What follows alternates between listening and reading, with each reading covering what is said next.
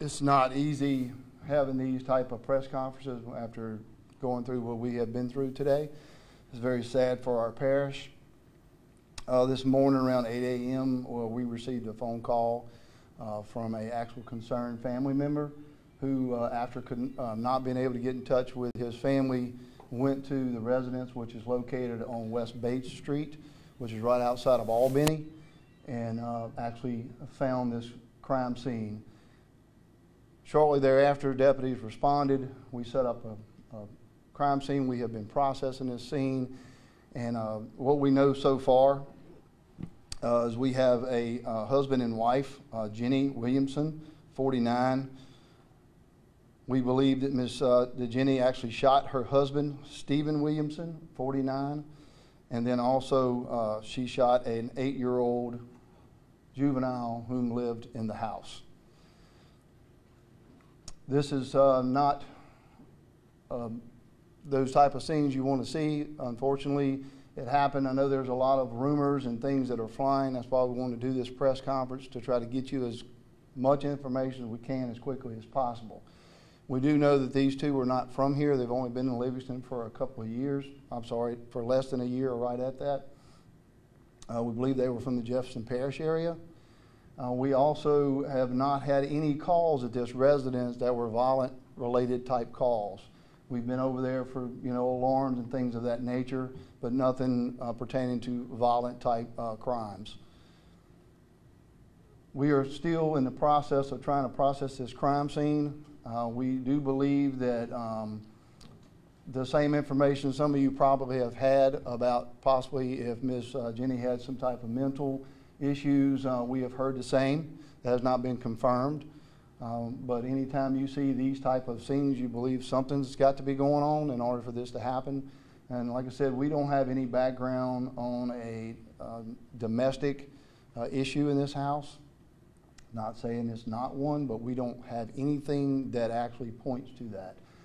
So we're, again, trying to find what we can through whatever evidence we have collected so far. We believe, again, just to go back over, that she shot her husband and then shot the juvenile, which was 8-year-old, and then shot herself. And that's kind of where we're at. I will entertain any questions that you might have. Karen? Do you know when it happened? I know it was discovered. We believe that this happened late Friday or early Saturday. Last week? No, this just past weekend. Yeah. Was the 8-year-old Jenny's son or daughter? It was not her child. It was just an 8-year-old that was living in the home that they had custody of. Can you go into, I know you said it was a shooting. Can you describe that a little more? Single gunshot wounds or multiple shots fired? I don't really want to get into that, but it was they were all killed with a gun. We don't know what led to the shooting, why she did what she did. You know, these are tough because, I mean, the people that are involved are deceased. So it's having to rely on things of electronic devices and trying to see if anybody may have known anything, talking with other family members. So it's going to be a process trying to figure out what actually happened when there's no one that was actually there that witnessed it that would be able to talk to us.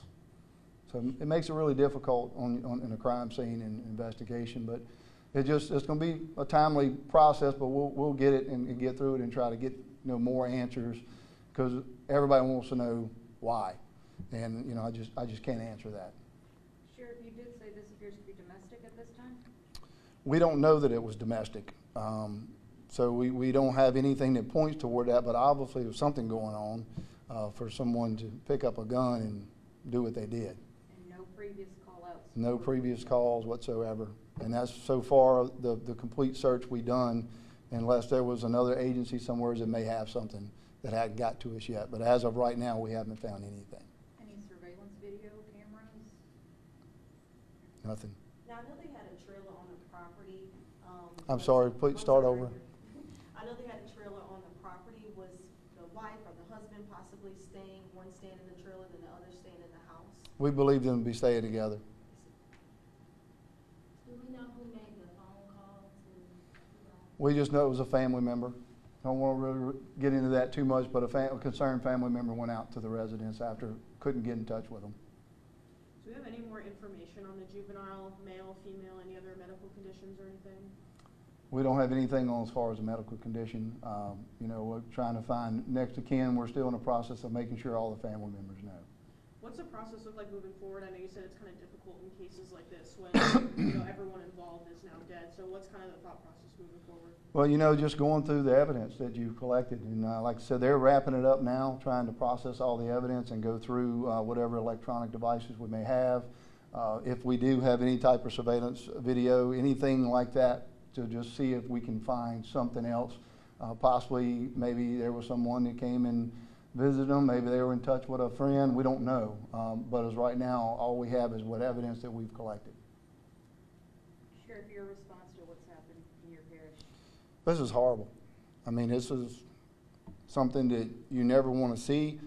I'm sure that, everybody has questions. I do believe that it is safe to say that this is not a random deal. This was is contained, confined, that people can at least rest knowing that it's not a random shooting. I know people always get concerned about that, especially West Bates being so close to the interstate. But this is just a devastating type of situation for anybody. And so my thoughts and prayers are with the family, and I ask that everybody keep them in their thoughts and prayers because, they're going to have a difficult time to get through this. So this is devastating. You talked about there are a lot of rumors out there. Any you want to dispel? I believe I've kind of touched on them, and look, I know with social media has changed the game with law enforcement. Sometimes we have about 3 minutes to get the story out. And in these circumstances, it's tough to do that, but we try to do as much as we can, as quick as we can. And I hope that we were able to get the information out as quickly as possible, and we'll continue to try to do that. And I appreciate everybody's patience with us when it comes to that. As you can see, this is not a very easy, none of them are ever easy, especially something like this. Anything else to add? Have any other questions? Can you just give me the ages again of the Both of them were 49, and the juvenile child was 8. I appreciate y'all working with us to get this information out to our citizens. I know it's very important that they understand exactly what went on, and as we get more information, we'll do the best job we can to get that information out. And again, in closing, just please keep his family in your thoughts and prayers, and they're going to need it. So, thank you very much. Thank you.